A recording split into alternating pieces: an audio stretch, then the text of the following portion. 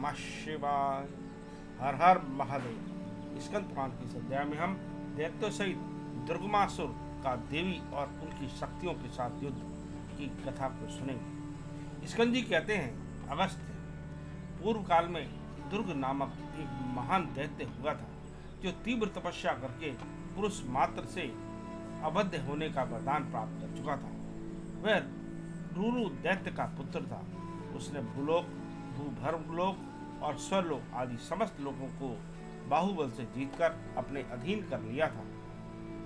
उसके भय से पीड़ित होकर ब्राह्मण वेदाध्ययन नहीं कर पाते थे। उसके दुर्धर्ष सैनिकों ने यज्ञशालाओं का विध्वंस कर दिया था। संसार में वे ही लोग धन्य हैं जो विपत्ति में पड़ जाने पर भी दीनता से प्रेरित होकर धन से मलिन चित्त वाले पुरुषों के आंगन में कभी नहीं जाते। किसी के सामने छोटा न बनकर शान से मर जाना भी अच्छा है, परंतु संसार में अपमान से युक्त अमरत्व भी प्राप्त हो तो वह अच्छा नहीं। लोक में उन्हीं का जीवन सफल है और वे ही पुण्यात्मा हैं जिनका चित्त रूपी समुद्र विपत्ति में भी गंभीरता का त्याग नहीं करता।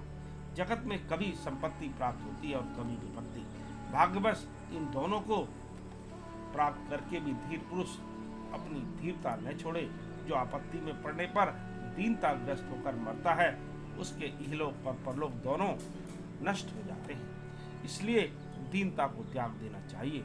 जो आपत्ति में भी धैर्य नहीं छोड़ते, उनकी धीरता से तिरस्कृत होकर इहलोक और परलोक में कहीं भी विपत्ति फिर उनके पास नहीं आती। स्वर्ग का राज्य छिन जाने पर देवता लोग भगवान महेश्वर की शरण में गए। तब सर्वज्ञ शिव जी ने उस असुर का नाश करने के लिए देवी को आदेश दिया। भगवान महेश्वर की आज्ञा पाकर भवानी ने देव समूह को अभय दान देकर युद्ध के लिए उद्योग किया। उन्होंने कमनीय कांति से तीनों लोकों में सर्वाधिक सुंदरी रुद्र शक्ति काल रात्रि को बुलाकर उस देवद्रोही दैत्य को युद्ध के लिए ललकारने के लिए निमित्त भेजा। काल रात्रि ने उस दैत्य के पास जाकर कहा, दैत्यराज, तू त्रिभुवन की संपत्ति का त्याग कर दे, त्रिलोकी का राज्य इंद्र को प्राप्त हो और तू रसातल को चला जा, जिससे वेदवादियों की संपूर्ण वैदिक क्रियाएं बेरोक टोक चलती रहे। यदि तुझे अपने बल का थोड़ा भी घमंड हो तो युद्ध के लिए आ जा, अन्यथा इंद्र की शरण ले। इन दोनों में से जो उचित जान पड़े वही कर। महाकाली का यह वचन सुनकर दैत्यराज दुर्ग क्रोध से जल उठा और सेवकों से बोला, पकड़ लो इसे। इसी को प्राप्त करने के लिए मैंने देवर्षियों तथा राजाओं को बंदी बनाया है। आज मेरे सौभाग्य का उदय होने से यह अनायास ही प्राप्त हो गई। अंतःपुर के रक्षकों, इसे मेरे अंतःपुर में ले आओ।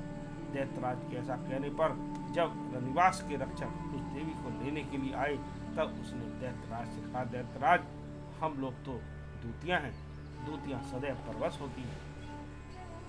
कोई क्षुद्र पुरुष भी दूत को कभी पीड़ा नहीं देते। फिर तो तुच्छ जैसे महाबली है, राजा है, वे ऐसा कैसे कर सकते हैं। हम लोगों की जो स्वामिनी है, उनको संग्राम में जीत कर तू हम जैसी सहस्त्रों स्त्रियों का यथेष्ट उपभोग कर सकता है। काल रात्रि का यह वचन सुनकर काम और क्रोध से मोहित हुए असुर ने मृत्यु की दूती के तुल्य उस एक ही दूती को अपने लिए बहुत माना और अंतःपुर के रक्षकों को आदेश दिया कि उसे शीघ्र रनिवास में पहुंचाओ। दैत्य की आज्ञा पाकर अंतःपुर की रक्षा करने वाले सब खोजे उसे पकड़ने के उद्योग करने लगे, किंतु देवी ने उन्हें पास आते ही हुंकार जनित अग्नि से शीघ्र भस्म कर दिया। यह देख दैत्यराज दुर्ग ने 30,000 दैत्यों को भेजा और कहा, दानवों, इस दुष्टा को बांसों में बांधकर शीघ्र ले आओ। दैत्यराज का यह आदेश पाकर बड़े बड़े दैत्यों ने उसे पकड़ने का प्रयास किया, परंतु देवी के निश्वास वायु से आहत होकर सब चले गए। तदंतर देवी काल रात्रि वहां से उड़कर आकाश मार्ग से गमन करने लगी। तब सहस्त्रों महादैत्य उनके पीछे लग गए। दैत्यराज दुर्ग ने भी दैत्यों की असंख्य सेना के साथ प्रस्थान किया। उस समय महादेवी विंध्याचल में निवास करती थी। काल रात्रि ने वहां आकर देवी का दर्शन किया और दुर्ग के अपराध भी कहे सुनाए। दैत्यराज दुर्ग ने भी महादेवी को देखकर अपने सेनापतियों का आदेश दिया, वीरों, तुम में से कोई भी धैर्य, बुद्धि, बल अथवा छल से भी इस विंध्यावासिनी को मेरे समीप ले आएगा, उसे मैं अवश्य इंद्र का पद दे दूंगा।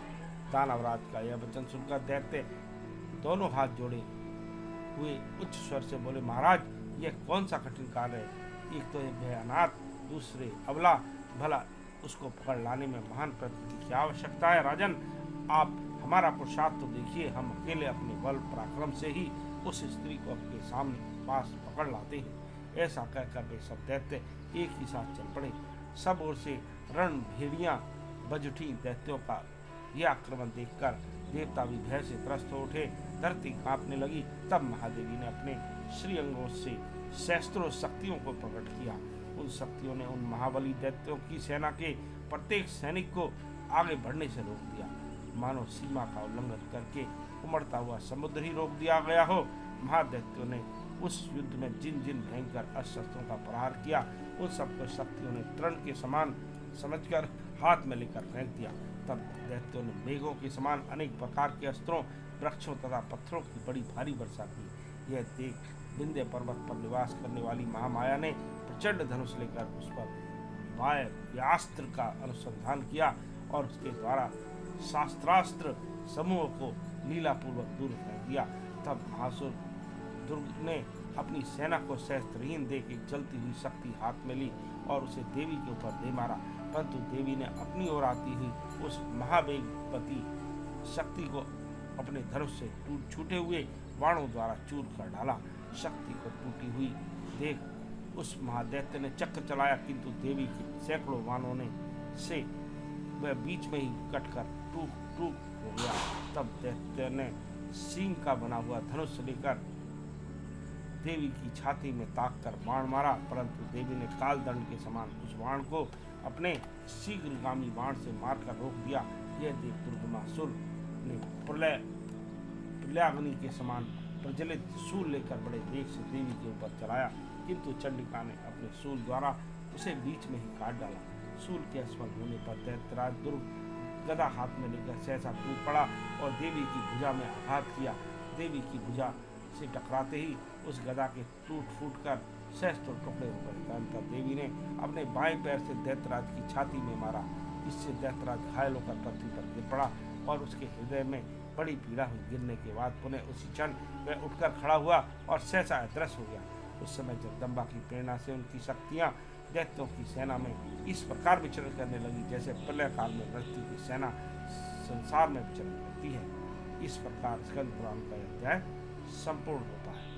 ओम नमः शिवाय। हर हर महादेव। शंभो।